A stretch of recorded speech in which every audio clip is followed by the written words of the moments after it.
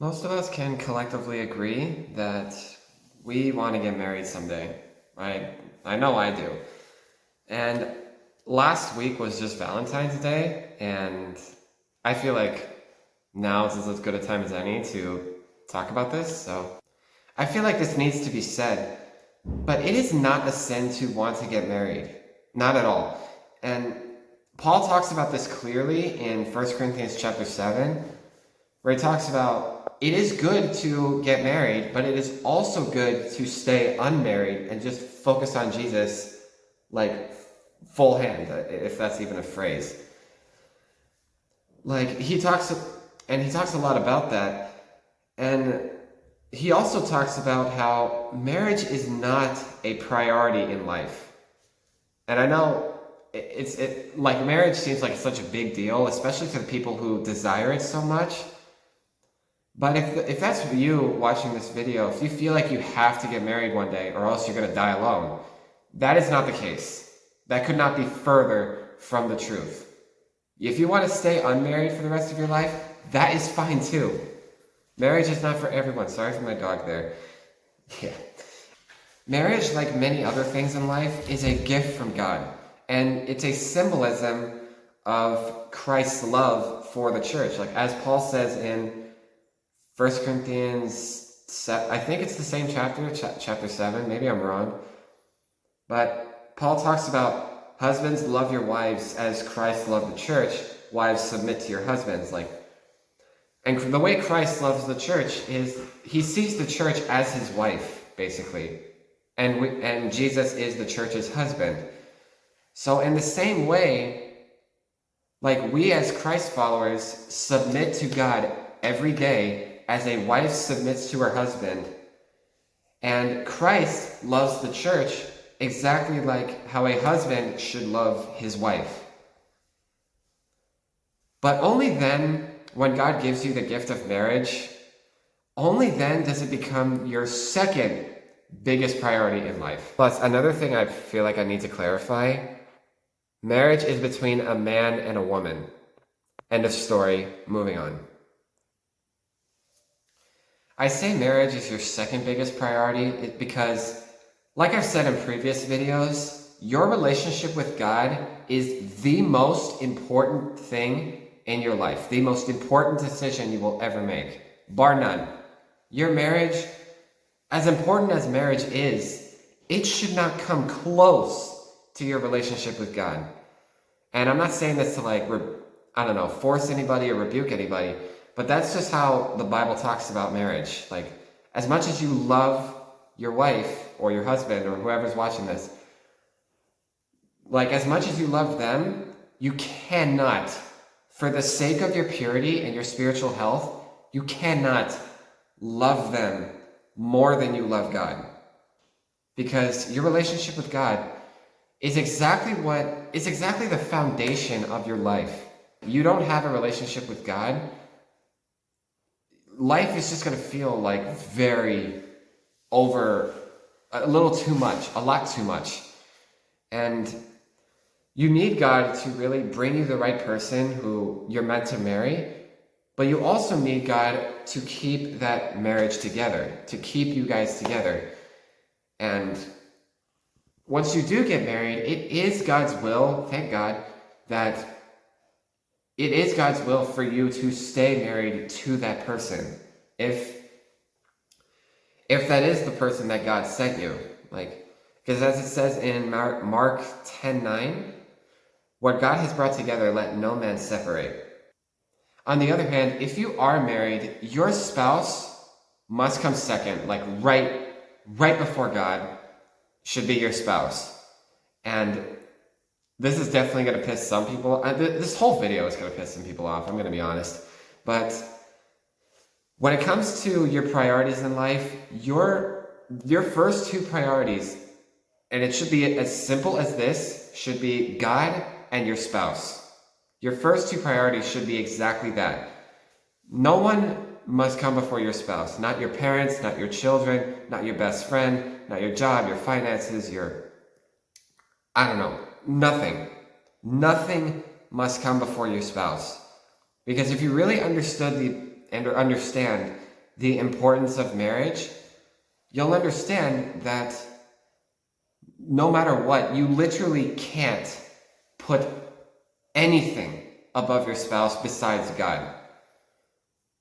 God is the only one you put before your spouse. And this is another thing that I feel like that needs to be said, but marriage is not just a title, an expensive wedding, 2 expensive wedding rings, and, a piece of paper. No, marriage is a promise to you and to God that you will be with this person for the rest of your life till death do you part.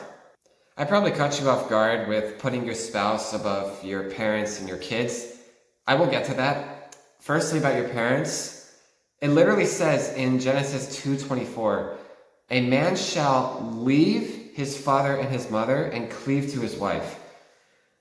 And it means exactly what it says. Like, you leave your parents to go be with your spouse. It's as simple as that.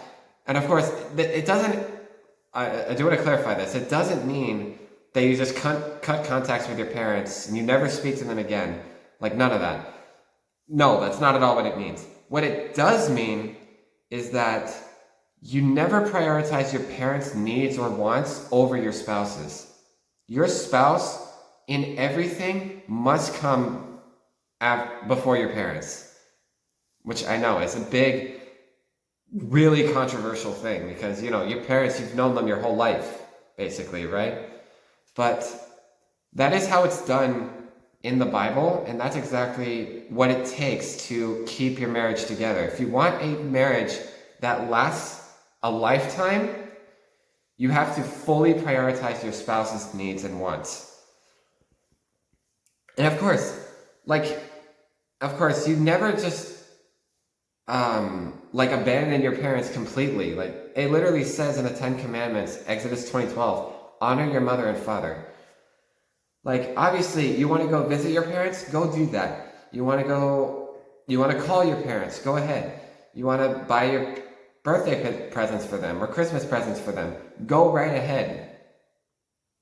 But at the same time, you should never prioritize your parents' needs over your spouse's. It's as simple as that. I forgot to add this, but your parents will always love you no matter what. But the thing is, you have no covenant with your parents. Like, your parents brought you into this world and they just chose to raise you and take care of you and love you all the way up until this point you're watching this video. And maybe even longer than that.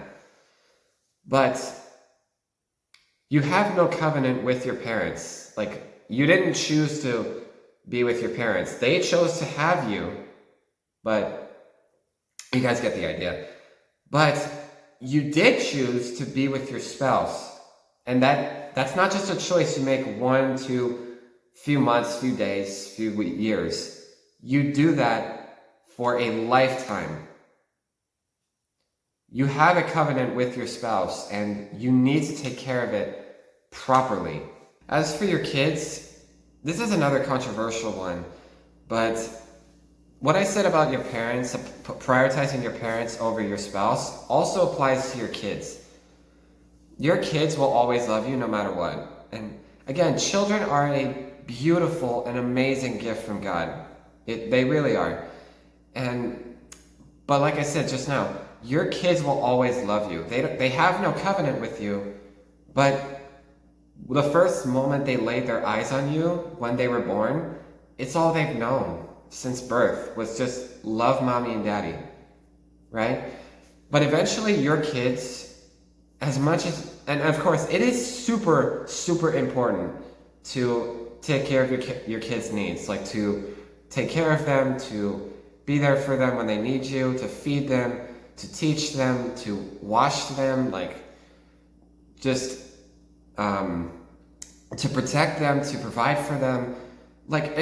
All of these things are extremely important. I'm not at all saying you don't take care of your kids just to focus on your spouse. Not one bit. Not one bit at all. But what this does mean is that your kids are going to grow old. not go old. Let me rephrase that. Like older.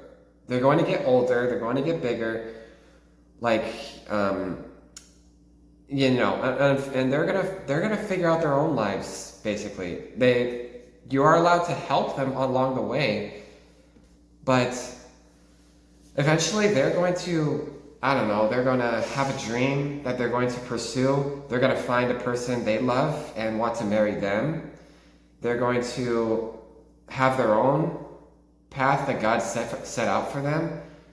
And they're going to eventually like move out of your house and just live their own lives. And if you prioritize your kids over your spouse, when they leave you, you're just, okay, that sounds wrong, but when they move out of your house and they just go live their own lives, you're just left there. You're left there, and because you didn't prioritize your spouse, you most likely got divorced. You guys killed your marriage, like either that or you guys just hate each other. You're just left there completely alone. That's how it is. And honestly, I guess I'll just say it while I'm at it. But also, like, with your parents, this is the harshest reality that, unfortunately, every last one of us are going to experience if we haven't already. But our parents are going to grow old and eventually pass away. And no matter how much we love them, no matter how much we love us, they love us. If we prioritize them over our spouse, when they eventually like pass along, like that's, again, same deal. You're going to be left alone there. But when you prioritize your spouse's needs, their wants, and you really focus on keeping the relationship alive, like really just making this person your best friend, essentially, like going on dates with them, like just really doing whatever it takes to keep your marriage alive and work through any problems that try to come between you, then your marriage will last a lifetime and it will be unbreakable, basically. And your spouse, like I said, your spouse chose to be with you. And if you guys prioritize your marriage the exact same ways, you guys are gonna wake up every morning with the decision to stay with your spouse. And even when your parents pass along, even when your kids go out and live their own lives, you still have each other, and that is the most important thing. You have each other and you have God. When you have your spouse and God, that is really all you need. That is all all you need is God. All you need is God. But when you have your spouse, that's just icing on the cake. And I know I say this as like a currently unmarried man, but I guess you guys know the term, coaches don't play. Yeah. I didn't even realize I completely finished the script. Like I really just went off script and finished it like at the same time. That's pretty awesome. But I don't know, I feel like there's a lot more to this subject than I can contain in just a 15-minute video. If this video is 15 minutes, I haven't edited it just yet. But I really pray you guys enjoyed. If you guys want to know more about this, like, let me know and maybe I'll do a part 2. And yeah, thank you guys for watching, and God bless you guys.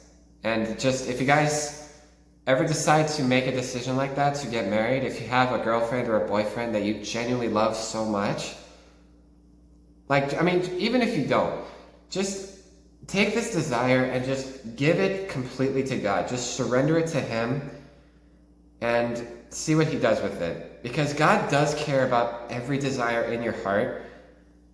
And it's not at all like God just doesn't want you to get married no matter how much you want it. If you want to get married, God knows that. And it's not at all a sin to get married, like I said in the beginning of this video. In fact, sometimes even God wants that for you. So if you just surrender it to God, lay it completely at His feet, and just continue to seek Him daily, God is going to bless you with the most amazing marriage you could ever have. But even then, like, you also have to, I feel like this is very crucial, but you also need to focus on God so much that you come to a point where even if God doesn't bless you with marriage, you're okay with it. Because as long as you have God who loves you more than your spouse could ever love you in a lifetime, no matter how much they know you, you realize that God is really all you need. And you don't need anything else. You don't need anyone else's love when you have God. So I pray you guys remember that. But anyways, for any of you guys who did have a good Valentine's Day last week, HBD, you know, I for one didn't, but you know, that's like a normal thing for me. Anyways, bye guys.